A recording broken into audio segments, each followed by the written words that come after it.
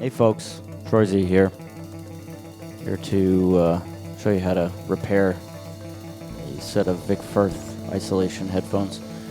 Usually these things don't necessarily break, they just start to wear out, or I guess short when they get a little tug on the cable. You can hear this.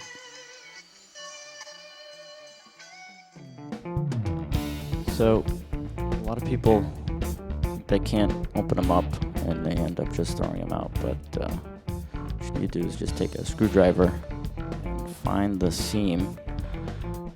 Just work your way in there, and once you're got it in there, it's kind of tough, but just ready. There we go.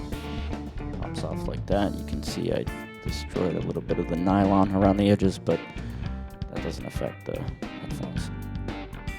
So take that out, piece of plastic, and the foam underneath.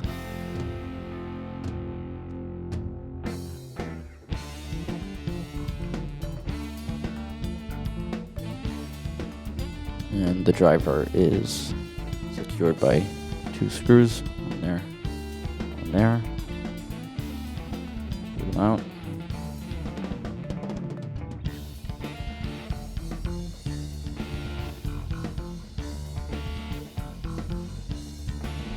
Onto those, save them for later. Now, you can see in this case, everything is soldered fine. So it's just, poor design that causes this problem. But if you want to resolder them, you can do that. I have chosen to do that here.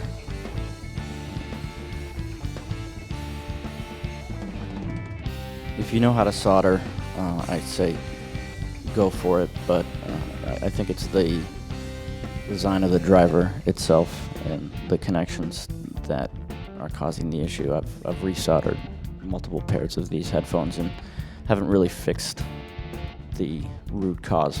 So I'd say go for it, though. The real issue is that even with a perfectly soldered connection, you're still going to get that short, and here's why. So grab a MP3 player or plug into some kind of source so you can hear some audio. And the main problem is that whenever the cord gets tugged a little bit, even with a solid connection, you're going to get a little bit of a short or a dropout. So what I'm doing here is just gently pulling this until I have about an extra 3 to 4 inches inside the left headphone casing. So it's kind of tough, but you're going to give it a solid tug. Got a few inches. There you go.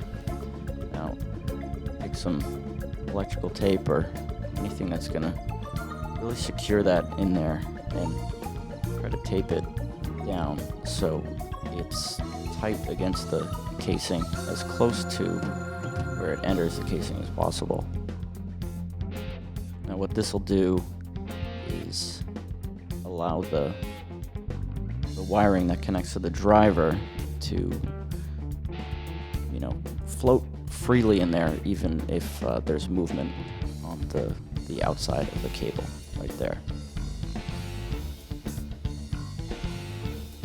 once you got that back in place, your screws pop back in.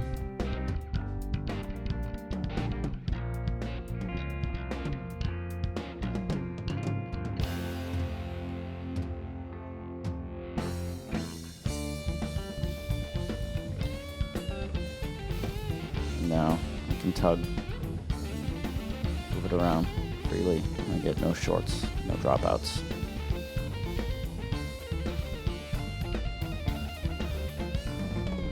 Once that's done, reverse is just home.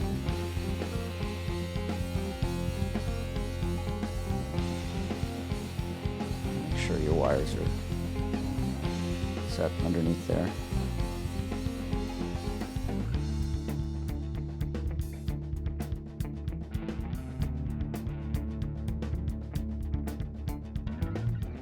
tighten that up at a slight angle. There's only one way it can go on. And then this piece just sort of snaps back in.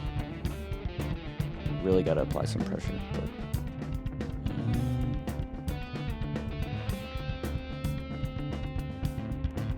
there we go. Satisfying snap back in place, and they should be good to go. These are great headphones. Heard a lot of people talk trash about how much they suck, but if you give them this little fix, it'll work fine.